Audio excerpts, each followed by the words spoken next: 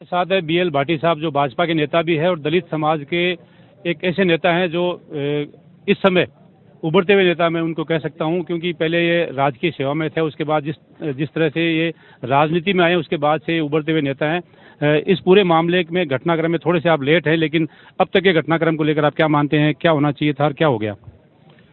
देखिए, राजस्थान में निश्चित रूप से दलितों पे, गरीब तबके पे अत्याचारों की बहुत बाढ़ सी आ गई है। और ये जो घटना कुचामन की हुई है, इसके बारे में तो कहते हुए ही मेरे का दिल दुख जाता है। जिस निर्दयता से दो युवाओं को गाड़ियां चढ़ा चढ़ा के और जिस तरीके से उनको हाथ और पैरों को काट काट के अलग कर दिया टायरों से, और जो घटना का और चित्र देखते हैं तो दिल दहल जाने वाली घटना है।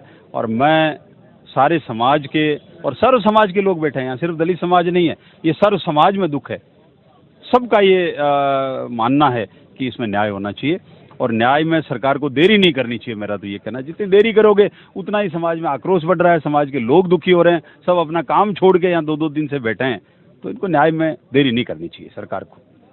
जिस तरह की घटनाक्रम था उससे सबका दिल पसीज गया था और एक क्रूर हत्याकांड कहेंगे इसको, उसमें कोई दो राय नहीं है कि जिस तरह से जो हत्याकांड को अंजाम दिया गया था वो एक पराकाष्ठा थी क्रूरता की। लेकिन जिस तरह से पुलिस की ढिलाई जो चल रही है, धरना तीसरा दिन है, घटना को तीसरा दिन हो गया, धरने को दूसरा दिन हो गया, तो अब तक की जो पुलिस की कार्रवाई उसको लेकर आप क्या कहेंगे? देखिए, पुलिस को मजबूती से काम करना चाहिए। एडीजी क्राइम यहाँ आए हुए हैं। एडीजी क्राइम निश्चित रूप से सशक्त और ईमानदार अधिकारी हैं और इनको पूरी टीम बना के, राजस्थान की पूरी टीम बना के, जितने भी 30-40 जो 4-5 गाड़ियों में जो अपराधी प्रवृत्ति के लोग आए हैं, उनको तुरंत संज्ञान में पकड़े लेके। और पुलिस के लिए कोई बड़ी बात नहीं है पकड़ना, अगर सब लगेंगे तो निश्चित रूप से पकड़ के लाएंगे। उनके परिवार से पता चल जाएगा, सीसीटीवी फुटेज है वहाँ पेट्रोल पंप के पास में जो इनके पास उपलब्ध है, तो पकड़ने में इनको देरी नहीं करनी चाहिए ताकि लोगों को शांति मिले और अमन चैन का वातावरण कायम हो। यहाँ जो धरना चल रहा है, इस धरने को लेकर आज का दिन निकल गया, कल का दिन जो एक महत्वपूर्ण दिन होने वाला है इस धरने का भी, और पीड़ितों को न्याय दिलाने के लिए, तो आप क्या कहना चाहेंगे और आपका क्या रोल है? बिल्कुल, हम साथ हैं, पीड़ित परिवार के साथ है। मैं रात को भी यहीं था, यहाँ से 3 बजे गया हूँ रात को, और सुबह वापस जो है काम था वो करके अभी मैं वापस आ गया हूँ, इनके साथ हूँ। इनको न्याय मिलना चाहिए। इनकी जो मांगे हैं वो कोई गैरवाजिब मांगे नहीं है।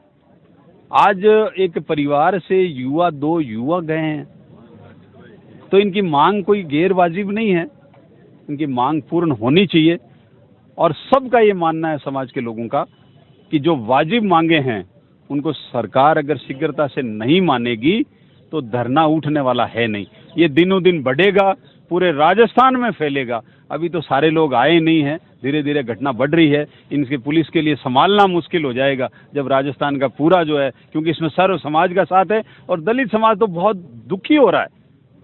सारे आ रहे हैं, सब जगह से फोन आ रहे हैं कि भाई साहब हम वहाँ आ रहे हैं, धरना भी चल रहा है क्या। तो निश्चित रूप से स्थिति बिगड़ने वाली है। अगर आज या कल तक फैसला नहीं किया सरकार ने, मांगे नहीं मानी, तो सरकार की बहुत बड़ी मुश्किल होने वाली है।